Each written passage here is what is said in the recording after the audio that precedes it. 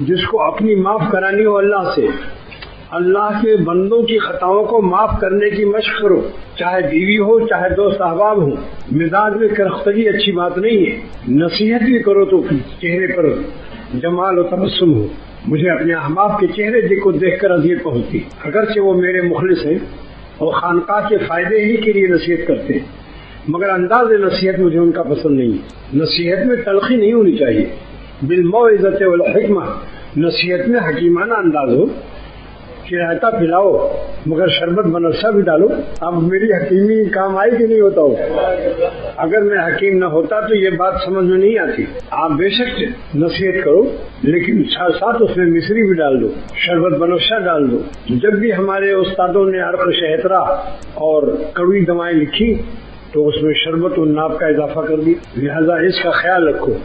جب نصیحت کرو تو ایک آئینہ چھوٹا سا رکھو، اس وقت اپنے چہرے کی یبوست و خشکی کو بھی دیکھو کہ دوسرا تنگ و عاجز نہ آ جائے، تمہاری موت کی تمنا نہ کرنے لگے۔ یہ سب سے ہمارے لیے ایک نہایت تلخ شخصیت ہے۔ اسی بات کو پیار و محبت سے کہو کہ بھائی ہم لوگ یہاں اپنے بزرگوں کے پاس ہیں، ہماری کچھ ذمہ داریاں ہیں کہ ہمارے بڑوں کو کوئی تکلیف نہ پہنچے، لہذا ہر آنے والے کے ساتھ تلاشی بھی لو اور بات چیت بھی کرو کہ یہ کہاں سے آئے ہیں، آپ کہاں سے تشریف لائے ہیں، تاکہ دیکھ بھال بھی رکھو۔ مگر کیونکہ مزاج میں اعتدال نہیں ہے لہذا گفتگو لش مار ہوتی، اور اس ظالم کو احساس بھی نہیں ہوتا کہ میری گفتگو میں اس وقت کتنی تلخی ہے اور کس ڈگری کی تلخی ہے۔ اپنے مربی اور شیخ سے پوچھو اور بار بار پوچھتے رہو کہ میری انداز گفتگو میں کچھ فرق ہوا یا نہیں ہوا، یا ہم ٹک ٹھاک ٹائٹ ہی رہے ابھی تک، کیٹ اور ریٹ سے آگے نہیں بڑھے۔ اگر اخلاق اچھے نہیں ہے تو تمہاری تہجد بھی بیکار ہے۔ حدیث میں آتا ہے اکملکم ایمانا احسنکم خلقا، سب سے کامل ایمان اس کا ہے جس کے اخلاق اچھے۔ اس طرح سے رہو کہ اگر انتقال ہو جائے تو بچہ رونے لگے کہ بڑے پیارے آدمی تھے۔ نصیحت کرو مگر خادمانہ نصیحت کرو، مخدوم بن کر کے نصیحت مت کرو، خاص کر جو اپنی اصلاح کے لیے آئے ہوئے ہیں۔ یہاں مولانا شبیر علی مرحوم نے فرمایا کہ بعض لوگوں کو نصیحت کرتے کرتے تھک جاتا ہے آدمی، مگر وہ ویسے ہی رسی کی ایٹھن ہوتے ہیں، جل جائے مگر ایٹھن نہ جائے۔ لیکن فرمایا کہ کہتے رہو، انسان رسی سے بالا تر ہے، وہ کسی نہ کسی وقت ہدایت کو قبول کر لے گا۔ چنانچہ مجھ سے خود فرمایا، ناظم آباد 4 نومبر میں مولانا شبیر علی مرحوم بھی رہتے تھے اور میں بھی وہاں رہتا تھا، کیونکہ وہ حکیم الامت تھانوی کے بھتیجے تھے رحمۃ اللہ علیہ کے، تو میں ان کی خدمت میں جا کر درخواست کرتا تھا کہ حضرت بڑے حکیم الامت کی کوئی بات سنائیے۔ تو انہوں نے فرمایا کہ میں نے ایک شخص سے کہا سگریٹ مت پیا کرو، تو اس نے نہیں مانا، 100 مرتبہ کہا اس کو، میں بھی تھکا نہیں، ہارا نہیں، کہتا رہا اور میں نوٹ کرتا رہا، 100 دفعے کہا پھر بھی نہیں چھوڑا، جب 101 دفعے کہا تو چھوڑ دیا۔ تو ہر شخص کی ہدایت کے لیے کوئی لمٹ اور کوئی تعداد مقرر ہے اللہ کے یہاں۔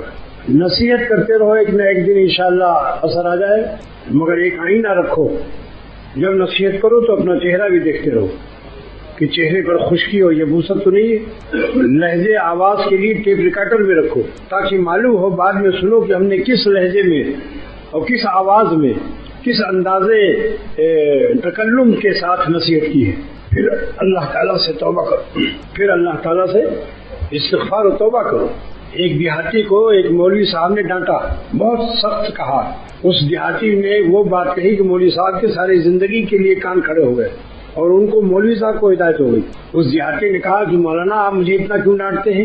فرعون اور حامان جیسا کافر کے لیے اللہ تعالیٰ اپنے پیغمبر حضرت موسیٰ علیہ السلام سے فرماتے ہیں کہ اے موسیٰ اور اے ہارون علیہ السلام، اے موسیٰ پیغمبر اور اے ہارون پیغمبر، تم لوگ فرعون اور حامان کے پاس جاؤ، وقولوا لہما قولا لینا، نرم طریقے سے ہدایت کرنا، نرمی سے گفتگو کرنا۔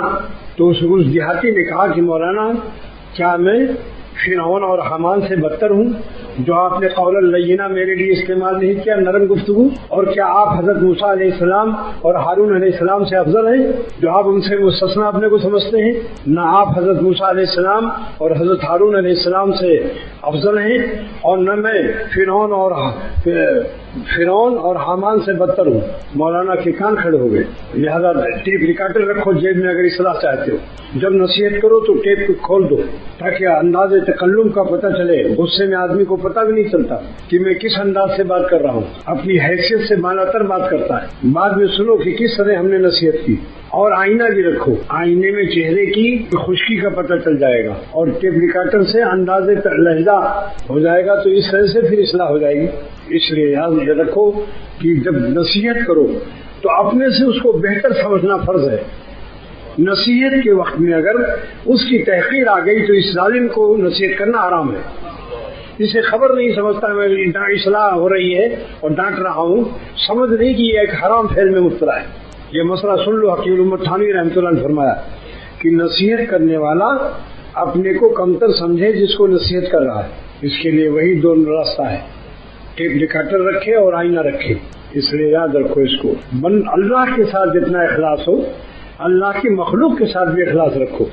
اللہم اخلصنا، اللہ ہمیں اپنی ذات کے ساتھ بھی مخلص بنا اور مخلوق خدا کے ساتھ بھی مخلص بنا۔ بعض لوگوں کی آواز اتنی بھیانک خطرناک ہوتی ہے کہ آدمی تنگ آ جاتا ہے اور دل کانپنے لگتا ہے۔ نصیحت کرنے کا سلیقہ سیکھو کہ جس کو نصیحت کرو پھر دوبارہ منتظر رہے گی کب دوبارہ نصیحت فرمائیں گے۔ یہ تمنا نہ پیدا ہو کہ اللہ اس ظالم سے بچا اس کی کڑوی بات سے، بلکہ بعض لوگ موت کی تمنا کرتے ہیں کہ اس نے تو ہم سب کو تنگ کر رکھا ہے، کاش کہ مر جاتا تو اچھا تھا۔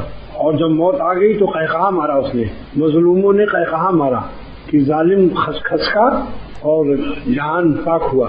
اس طرح رہو جیسے گلاب کا پھول رہتا ہے۔ اپنی خطا سمجھ میں نہیں آتی جب تک کہ شیخ و مربی سے نہ پوچھو۔ شیخ سے پوچھو کہ میں نے آج جو نصیحت کی میرا انداز تکلم کیسا تھا، چہرے پر کیا کیفیت تھی، پوچھو شیخ سے اگر واقعی اصلاح کی فکر ہے۔